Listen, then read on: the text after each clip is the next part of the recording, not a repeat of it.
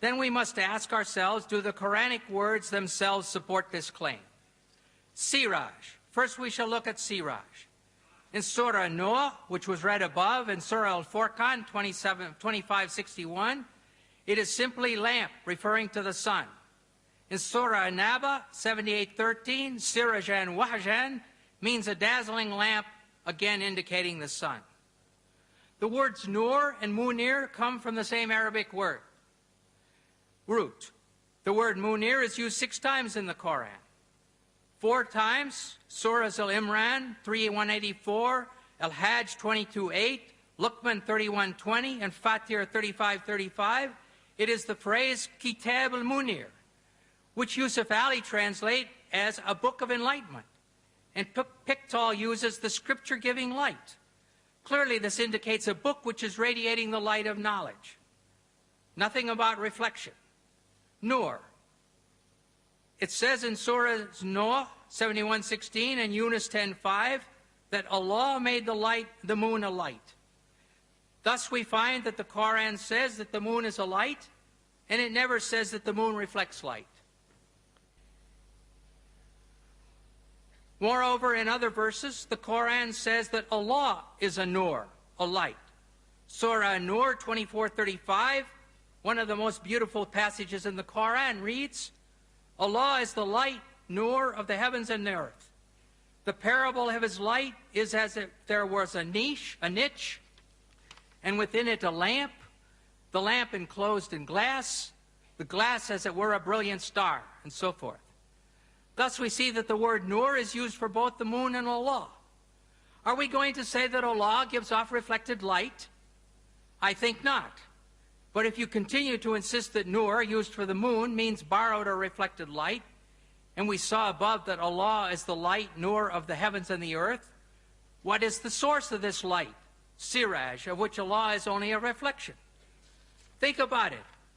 If Allah is named nur or reflected light, who or what is the siraj? Well, the Quran tells us who the siraj is, but the answer will shock you. In Surah Al-Ahzab 33:45-46, we find, O Prophet, truly we have sent thee as a witness, a bearer of glad tidings and a warner, and as a lamp spreading light. Here it says that Muhammad is the lamp spreading light. In Arabic it is wasirajan muniran. Linguistically and spiritually, this is the end of the discussion. Linguistically, siraj and the adjective munir are used together for the same shining thing, the person Muhammad. It's clear munir does not mean reflected light in this verse or in any other verse. It means shining. The people of Muhammad's time understood that the moon was shining, and they were right. Just as the people of Moses' time understood that the sun was the greater light and the moon the lesser light, and they were right. But if you insist that the Arabic words nur and munir mean reflected light, then based on the use of these words in the Quran, Muhammad is like the sun and Allah is like the moon. Does Dr. Naik really want to say that Muhammad is the source of light and Allah is only his reflection? Why are these so-called scientific claims made which no Muslim can support if he makes a serious study of his own Quran?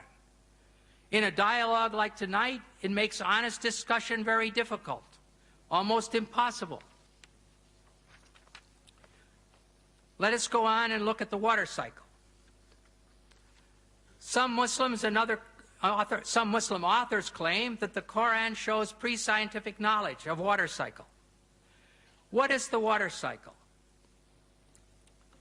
Here in this slide, you see 4 steps. The first step is evaporation. The water evaporates from the seas and the earth. Second step, it becomes clouds. Third step, it gives rain. And fourth, this rain causes the plants to grow. This is all very straightforward, and everybody knows 2, 3, and 4. Even if they live in a town, they know the clouds come and rain comes and their flowers grow. But what about step 1, the evaporation? You can't see it. It's difficult. And the Quran does not have step 1.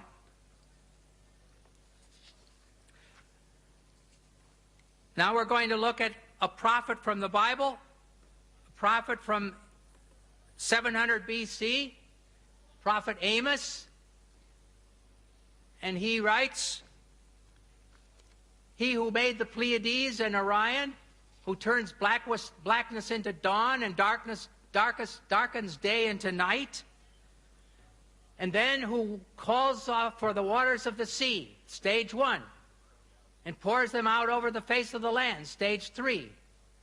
The Lord Yahweh is his name.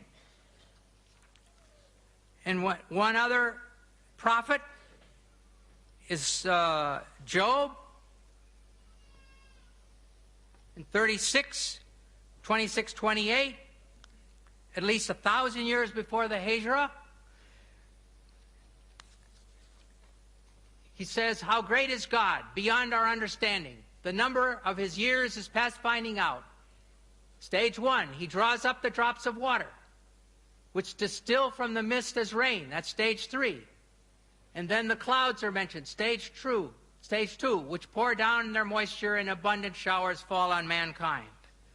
So here in the Bible, this difficult stage 1 is there from more than 1,000 years before the Quran. Now let us go on and look at mountains.